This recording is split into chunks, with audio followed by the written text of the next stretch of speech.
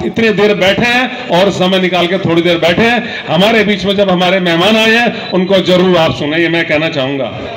साथियों, आज की जन चेतना सभा रखी है और आज के इस कार्यक्रम के अंदर सभी साथियों ने अपने विचार रखे हैं। आपको जानकारी है आज दिल्ली के अंदर और हमारी द्वारका विधानसभा के अंदर क्या हाल है। जो लोगों के अंदर जागरूकता है, लोगों को सच्चाई पता लगे, उसके निमित्त ये आज कार्यक्रम रखा गया है।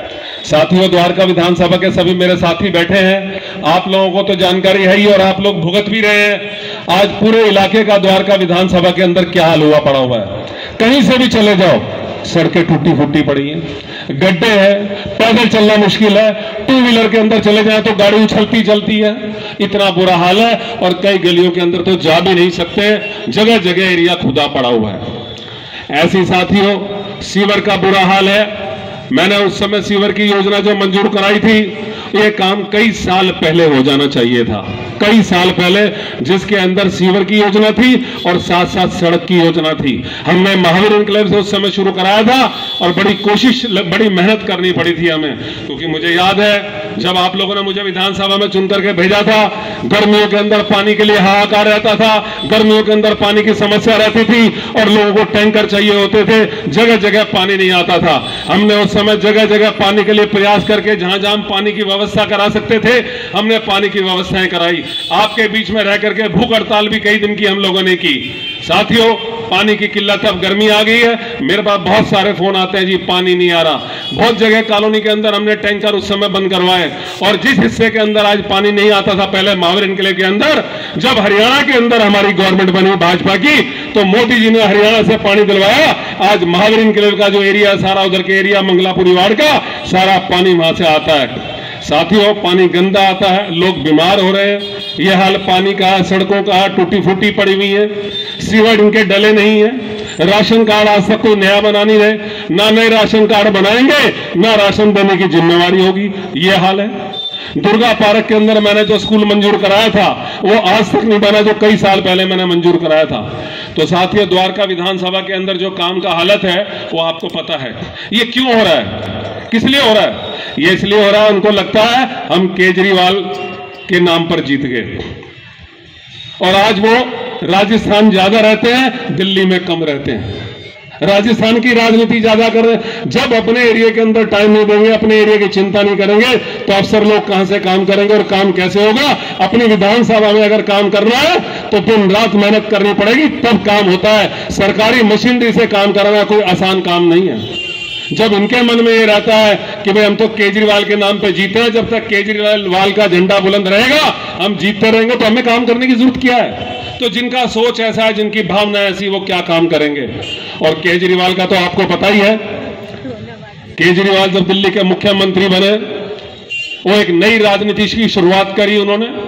भोला भाला चेहरा, ढीले कपड़े पहनना, अपने से जो बड़ा साइज है, हम लोग जब कपड़े पहनते हैं तो हमारा जो साइज होता है हम वही कपड़े पहनते हैं, बड़ा नहीं पहनते। लेकिन इनके कपड़े क्या होंगे? ढीले ढाले साइज के होंगे। चप्पल में मैंने देखा है, मैं जब विधानसभा में था साथियों, तो विधानसभा के अंदर जब इन्होंने त्याग पत्र दिया था, जब आप लोगों ने मुझे दूसरी बार चुनकर के एमएलए बनाया था, तो विधानसभा के अंदर एक स्थिति है कि जब कार्यकाल खत्म हो रहा होता है, विधानसभा भंग हो रही होती है, तो उस समय जितने भी सदस्य होते हैं, जो एमएलए होते हैं, उनका मुख्यमंत्री के साथ फोटो होता है। मैंने तो पहली बार तब उसको देखा था अपने सामने, और जब मैंने देखा तो ढीले ढाले कपड़े, मैंने चप्पल देखी उनके पाँव में चप्पल, तो जो हुलिया मैंने देखा मेरी आंखों के सामने है।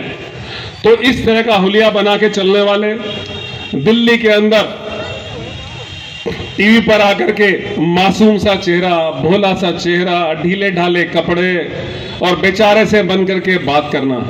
हिंदुस्तान हो चाहे दिल्ली हो, हमारे सब लोग हिंदुस्तान के बहुत भावनात्मक लोग हैं और कहीं ना कहीं उनकी जो भावनाओं के साथ इसने खिलवाड़ किया है। भोला सा चेहरा बना करके दिल्ली की जनता के साथ जिस तरह से उनकी भावनाओं के साथ खेलता है, एक नहीं अनेक उदाहरण मैं बता सकता हूं। साथियों, आप लोगों ने देखा, मेरे साथियों ने बहुत सारी बातें पहले भी कही, उन बातों को दोहराते हुए मैं उनको नहीं रिपीट करना चाहूंगा। आप लोगों ने देखा होगा, आपने और हमने, हमारे हिंदुस्तान ने, दिल्ली ने, पूरी दुनिया ने अपनी जिंदगी का सबसे खराब टाइम हमने देखा। सबसे खराब टाइम। हवाई जहाज बंद, रेल बंद, बस बंद, सड़कें बंद, घर में बंद, सब कैद, स्कूल बंद, हर चीज बंद। कभी कल्पना भी नहीं कर सकते थे कि हम लोगों को अपने इस जीवन के अंदर ऐसे दिन देखने पड़ेंगे।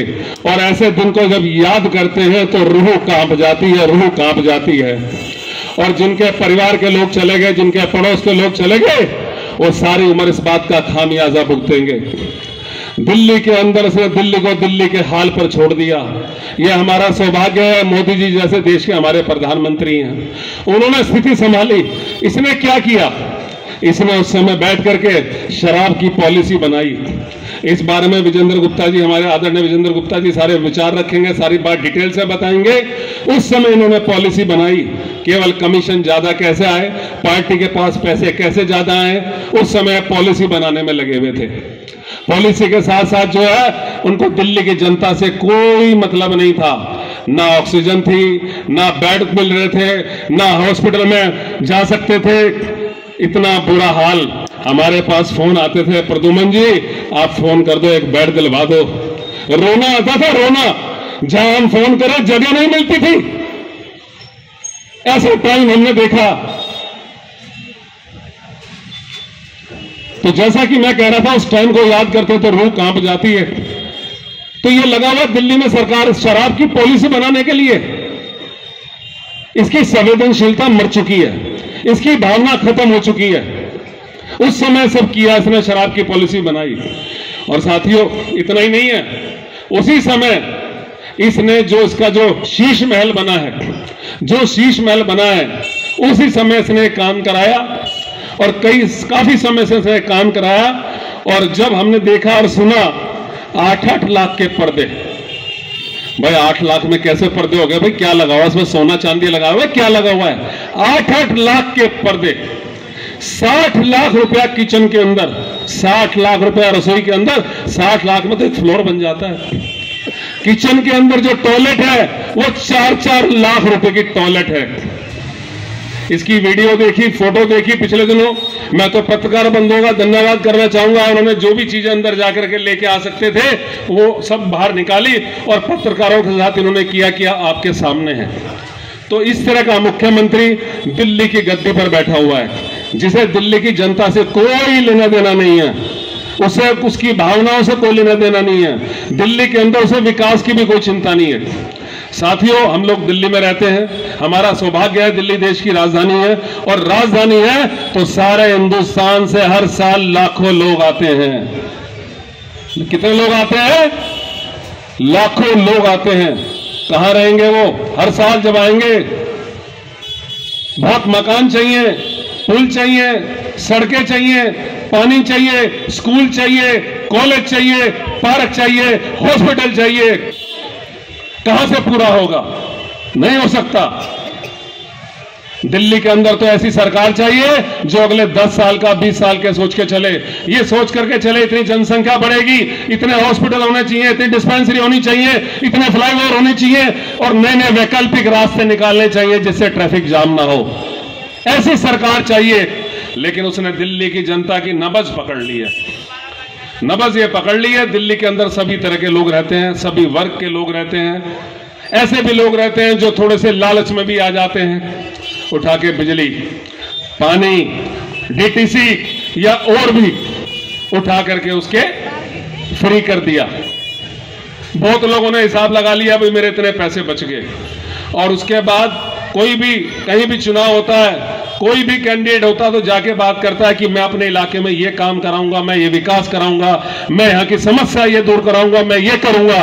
और ये महाशय जी जो अपने आप को सबसे कहते हैं हिंदुस्तान का, दुनिया का सबसे ईमानदार मुख्यमंत्री, जो सबसे ज्यादा भ्रष्टाचारी है, क्या कहता है जाकर के? पिछले चुनाव में कई स्टेट में जब गया, मैं आपको पानी फ्री दूंगा, मैं आपको बिजली फ्री दूंगा, मैं ये आपको फ्री दूंगा। अरे विकास कहां है? डेवलपमेंट कहां है? इस तरह की बातें करने वाला, इसका एजेंडा विकास का ही नहीं है। इसका तो एजेंडा है भावनाओं के साथ खेलो।